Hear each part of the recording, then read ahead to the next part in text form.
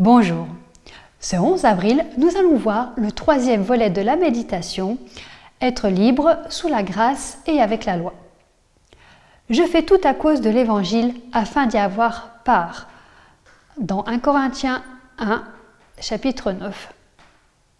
Faisant allusion à certains croyants encore chancelants, ceux qui n'osent pas manger les viandes sacrifiées aux idoles, Paul explique dans 1 Corinthiens 8 au verset 10 qu'on ne fortifie pas leur foi en les scandalisant, mais en respectant leurs scrupules.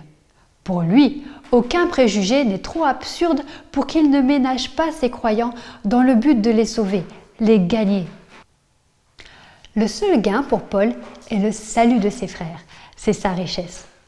L'apôtre est éloigné aussi bien de la licence des libéraux de Corinthe que de la servilité timorée des chrétiens faibles.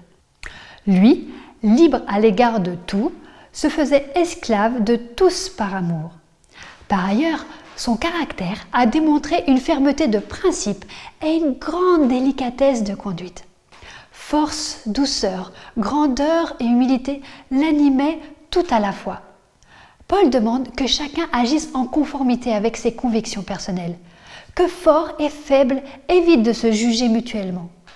L'amour fraternel permet à tous, quel que soit le degré d'avancement dans la foi, de vivre dans la paix et l'unité. Les forts sans égard pour les faibles avaient cherché la solution de la question des viandes sacrifiées aux idoles dans la connaissance et dans le droit.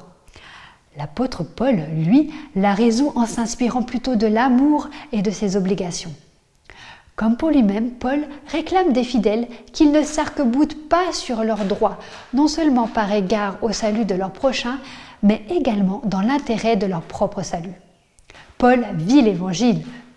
En résumé, la loi, la foi, la liberté s'entremêlent et le lien qui les unit, c'est l'amour. La liberté chrétienne, selon Paul, a pour seule limite les exigences de l'amour. Nos droits sont bornés par les égards dus au prochain.